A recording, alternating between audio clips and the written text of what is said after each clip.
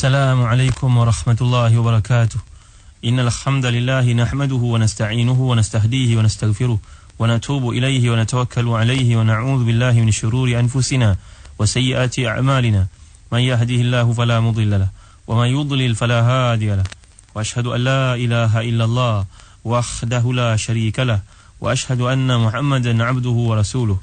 Ya ayyuhalladzina amanu taqullaha haqqa tuqatih ولا تموتن إلا وأنتم مسلمون يا أيها الناس اتقوا ربكم الذي خلقكم من نفس واحدة وخلق منها زوجها وبث منهما رجالا كثيرا ونساء واتقوا الله الذي تساءلون به والأرحام إن الله كان عليكم رقيبا اللهم اهدنا لأحسن الأعمال وأحسن الأقوال فإنه لا يهدينا إليهما سواك وقنا اللهم سيئ الأعمال وسيئ النوايا فإنه لا يقينا منهما سواك رب اشرح لي صدري ويسر لي أمري واحلل عقدة من لساني يفقهوا قولي سبحانك لا علم لنا إلا ما علمتنا إنك أنت العليم الحكيم ولا حول ولا قوة إلا بالله العلي العظيم أما بعد. Saudara penerbit Al-Ustaz Mahdi Syarudin, sidang pendengar yang dirahmati dan dikasihi Allah sekalian. Firman Allah dalam ayat yang ke-22 dari suratul A'raf dan 23, أعوذ بالله من الشيطان الرجيم فدلهما بغرور فلما ذاق الشجرة بدت لهما سوآتهما وتفقا يخصفان عليهما من ورق الجنة وناداهما ربهما ألم أنهكما عن تلكما الشجرة وأقل لكما إن الشيطان لكما عدو مبين قال ربنا ظلمنا أنفسنا وإن لم تغفر لنا وترحمنا لنكونن من الخاسرين صدق الله العظيم. Maka syaitan memujuk keduanya untuk memakan buah itu dengan tipu daya. Tatkala keduanya telah merasai buah kayu itu, nampaklah bagi keduanya aurat-auratnya dan mulailah keduanya menutupnya dengan daun-daun syurga. Kemudian Tuhan mereka menyeru kepada mereka, bukankah aku telah melarang kamu berdua dari pohon kayu ini? Dan aku katakan kepadamu, sesungguhnya syaitan itu merupakan musuh yang nyata bagi kamu berdua. Keduanya berkata, ya Tuhan kami telah menganiaya diri kami sendiri. Dan jika engkau tidak mengampuni kami dan berrahmat kepada kami, nescaya pastilah kami termasuk orang-orang yang rugi. Dalam bahasa Arab, kalau kita lihat perkataan dalla ini bukannya dari perkataan adla, yudli. Bukan, dia merupakan satu perkara yang berbeza. Kalau adla, yudli telah kita lihat menerusi firman Allah Subhanahu wa taala dalam surah Yusuf ayat ke-19. Waja'at sayyaratun farsalu waridahum fa'adla dalwa. Ini lain, ini perkataan adla. Adla yudli maknanya menurunkan timba. Dalam kes ini bukan dalam bentuk memberikan hujah. Adla ni juga makna memberi hujah. Di sini bukan memberi hujah, di sini memujuk. Syaitan menggunakan teknik yang cukup licik, iaitu memujuk. Fadallahuma, perkataan dalal. Kalau anak yang manja kita panggil fata ataupun tiflun mudallal. Mudallal ni maknanya dia manja. Jadi dalam ayat ini syaitan telah memujuk Nabi Adam dan isterinya Hawa dengan tipu daya. Dan tipu daya menipu. Menipu ini maksudkan bersumpah. Bersumpah mengatakan bahawa jika kamu memakannya, kamu dapat kebahagiaan itu, kamu untung. Kalau kamu memakannya tidak berlaku apa yang aku katakan, kamu tidak akan rugi kerana aku yang akan dihukum. Jadi kata-kata ini sebenarnya kata-kata yang memujuk dan memikat dan menggoda sekaligus mempengaruhi. Itu sebab dari sudut bahasa Arab, Sayyidina Umar pernah mengatakan, wa inna minal bayani la sihran. Wa inna minal bayani sihran. Syekh Mustafa Sadiq Rafi'i menulis dalam kitabnya Tahta Rayatil Quran, menceritakan uslub ataupun gaya bahasa manusia ni kadang-kadang memukau kita. Dia ajak buat satu perkara yang bila kita lihat kata-katanya itu ada kebenaran. Dengan sebab itu tuan-tuan yang dirahmati dan dikasihi Allah sekalian, jangan leka-leka percaya kata-kata orang ni. Kena dengar, kena bincang. Kalau ada isteri di rumah, ajak bincang dulu nak buat pelaburan. Ini cerita kita dipengaruhi dengan kata-kata manusia. Masuk share, masuk. Ini 5,000 je. Besok anda jadi 5 juta, jadi jutawan. Kita pun percaya. Dengar cerita kelentong ni, kita pun percaya. Ini ramai berlaku tuan-tuan sekalian. Dengan sebab itu kita orang Islam diajar ma nadima man istasyara wala khaba man istakhara. Siapa yang berbincang, bermesyuarat, dia tak akan rugi. Dan siapa yang beristikharah, dia tidak akan kecewa. Jadi apa benda yang kita nak buat, tanyalah orang-orang tersayang, adik-beradik kita, orang diyakini yang boleh kita bantu membuat keputusan. Kerana kata-kata memang merupakan satu sihir, satu yang mampu mempengaruhi dan mengubah kita, cara kita berfikir. Di dalam konteks ini, syaitan telah berjaya membujuk Nabi Adam dan isterinya, dan memadailah untuk kita mengatakan apa yang disebut oleh Syekh Rashid Ridha dalam kitab tafsirnya Al-Manar, menjelaskan bahawa memadailah untuk kita kata apa yang Allah SWT sebut di sini. Tak payah nak hurai panjang lebar. Nak cerita, kemudian ada yang mengatakan bahawa tipu daya ni hanyalah merupakan benda yang arad, benda yang suri, benda yang abstrak. Bahawa tipu daya ni bukan macam tipu daya biasa, mula masuk benda-benda falsafah. Tak perlu, kita membaca apa yang Allah sebut begini. Dan Nabi Adam, dia melakukan kesalahan ini sebelum menjadi Nabi. Jadi tentunya tidak sama selepas dia menjadi Nabi. Dan dia bukannya seorang Rasul. Rasul lebih tinggi kedudukan dari seorang Nabi. Dalam konteks ini dia melakukan kesilapan. Adakah perkara ini maksiat? Perkara ini perkara yang ditentukan oleh Allah SWT dengan hikmah yang tersendiri. Bahawa manusia akan menjalani kehidupan dunia untuk memikul tanggungjawab khalifah. Jadi tuan-tuan yang dirahmati dan dikasihi Allah sekalian, ayat perkataan dalla ini adalah perkataan dalal, memujuk. Seterusnya, bila kita lihat perkataan saw'a dijelaskan oleh Al-Imam Al-Fakhrazi dalam tafsirnya Al-Kabir. As-saw'a farjur rajuli wal mar'ah. Wa dhalika lianna zuhurahu yasu'ul insan. Saw'a ini maknanya ialah kemaluan orang lelaki ataupun perempuan. Dia disebut kedua-duanya sekali, merujuk pada both genders, kepada kedua-dua jantina, lelaki dan perempuan. Bahasa Arab disebut farjun, bukannya faraj. Fa, ra, jim ini kalau kita baca di tengahnya sukun, baris mati, farjun maknanya kemaluan. Tapi kalau kita sebut fa, ra, jim, fa itu, ra itu baris atas, fathah, dia jadi pelepasan. Lain, itu sebab orang Arab nama biasa Abul Faraj, biasa. Kalau kita lihat di bahasa Melayu, timbul komplikasi, masalah. Sebenarnya bukan fa, ra, jim, ra itu baris atas, bukannya merujuk kepada kemaluan yang orang Melayu maksudkan. Faraj maknanya Abul Faraj. Maknanya ialah seorang yang digelar orang yang mampu menyelesaikan banyak masalah, contohnya. Jadi di sudut bahasa Arab kita berjaga-jaga, perlu berjaga-jaga. Baris yang tersilap pun membawa makna yang berbeza. Jadi kata Imam Al-Fakhrazi, as-saw'a farju rajul al-mar'a wa dhalika li'anna zuhurahu yasu'ul insan. Ini saw'a adalah perkara yang diambil perkataan sa'a yasu'u. Kerana zahirnya anggota ini boleh menyebabkan seorang manusia merasa tidak selesa. Qala Ibn Abbas radhiyallahu anhuma ka'annahuma qad ulbisa thawban yasturu awratahuma falamma 'asaya zala anhuma dhalika thawb. Imam Al-Fakhrazi mengemukakan satu pandangan dari Ibn Abbas. Ibn Abbas ni telah kita lihat metodologinya. Dalam salah satu perkara kadang-kadang ada berbagai-bagai pandangan oleh beliau. Maklumlah beliau ni merupakan seorang sahabat yang alim, yang hebat, yang menguasai banyak perkara yang didoakan Nabi SAW sedari kecilnya. Jadi Ibn Abbas mengatakan mungkin mereka dalam syurga ni memakai pakaian yang tertentu. Pakaian itu terlucut tatkala melakukan maksiat kepada Allah SWT. Tuan-tuan sekalian, terlanjur kita bercerita tentang aurat ni. Apa hukum melihat aurat orang perempuan? Apa hukum melihat aurat pasangan contohnya? Maksud saya, seorang suami melihat aurat isterinya. Dulu kita pernah bincangkan pandangan dari kitab Adabuz Zifaf oleh Al-Albani, Muhammad Nasiruddin Al-Albani.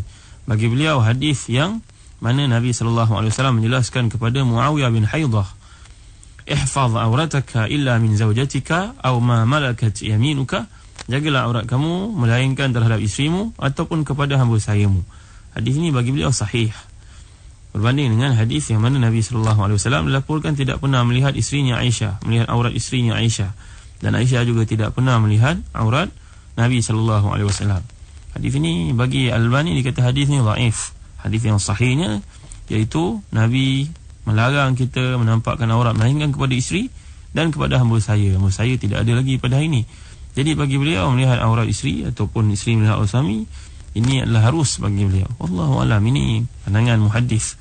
Kalau pandangan fuqaha ada perbezaannya, masuk bab wara' dan sebagainya. Sidang pendengar sekalian, berkata Syekh Abdul Rahman As-Sa'di dalam tafsirnya Taisir Al-Karim Ar-Rahman,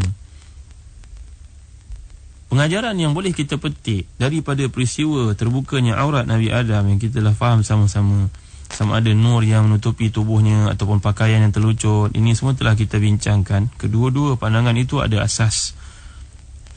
Yang penting beliau mengatakan zaharat auratu kullin minhuma ba'dama kanat musturatan fasara al-uri al-batin min taqwa fi hadhihi al-hal atharun fi libas zahir hatta khala'a فظهرت أوراتهما ولما ظهرت أوراتهما خجلا وجعل يخسفان على أوراتهما من أوراق شجر الجنة ليستترا بذلك.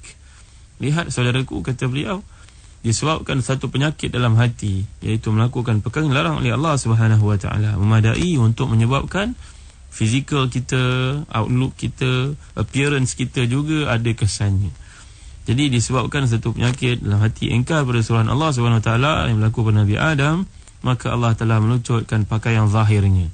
Maka demikian juga kata beliau, kita bila ada sesuatu yang kotor dalam hati, dia akan nampakkan melalui tindak tanduk luaran, pada perwatakan, pada sikap, pada kata-kata. Allah SWT akan hukum dalam bentuk begitu, kata beliau. Dan bila pakaian ini terlucut, mulalah keduanya meraba-raba, mencari, tergesa-gesa untuk mencari pakaian, mencari daun-daun dalam syurga nak menutup bahagian aurat mereka. Dan yang dirahmati dan dikasihi Allah sekalian. Dan sekarang saya nak membawa pandangan yang dikemukakan oleh Syekh Muhammad Rashid Ridha dalam kitab tafsirnya Al-Manar. Beliau ni banyak terpengaruh dengan pandangan gurunya Muhammad Abduh. Walaupun Muhammad Abduh ni telah kita bincangkan, ada beberapa perkara yang para ulama Ahlussunnah wal Jamaah tidak bersetuju dengan pandangan-pandangan. Tetapi Muhammad Rashid Ridha ini walaupun anak murid yang rapat dengan Muhammad Abduh, tetapi beliau punya metodologi sangat berbeza. Iaitu beliau bila mengemukakan pandangan dari kitab tafsir Al-Manar ini, beliau akan bawa hadis-hadis yang kuat untuk menyokongnya. Bahkan kata-kata firman Allah ini dijelaskan oleh hadis dulu, kemudian baru datang pandangan-pandangan fuqaha, dan kemudian barulah beliau bagi pandangan pribadinya. Beliau ni sangat mempertahankan gurunya waktu diserang ataupun dikritik oleh para ulama yang lain. Metodologi mereka berbeza. Muhammad Rashid Ridha ini sangat sayangkan kepada gurunya Muhammad Abduh. Beliau mengemukakan pandangan, menjelaskan isu ini. Ramai para mufassirin menghuraikan perkara-perkara yang sifatnya rahsia di balik kisah Nabi Adam ini.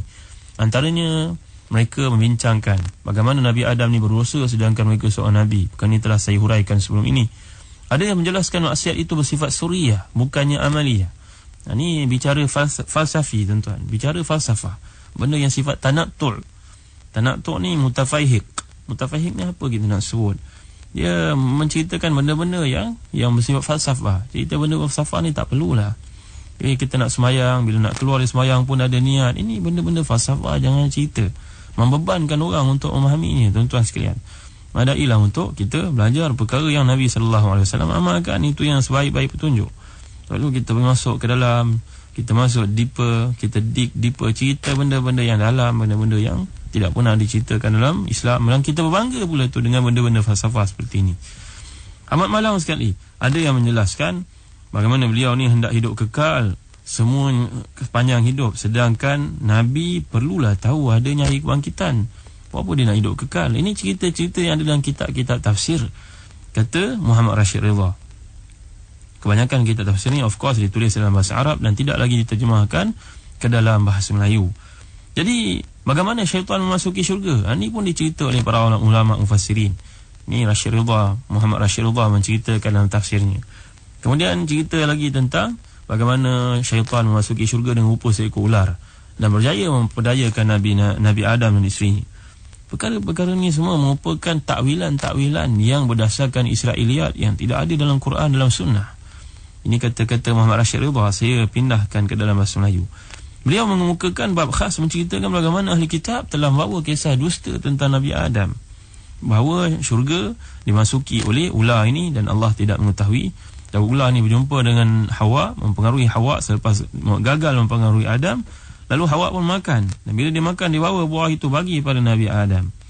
Dan akhirnya kedua pakaian mereka terlucut, terbeliliklah biji mata keduanya. Ini bahasa dalam kitab tafsir yang dikemukakan oleh Muhammad Rashid Ridha. Melihat aurat masing-masing, keduanya menggapai daun pokok tin menutup aurat yang mana sempat, kemudian semuanya di sebalik pokok dalam syurga. Sekonyong-konyongnya terdengar suara Tuhan. Tuhan pun lantas mencari mereka yang sedang bersembunyi, dan Tuhan pun merasa pelik melihat mereka tidak berpakaian. Ini cerita dalam kitab Bible.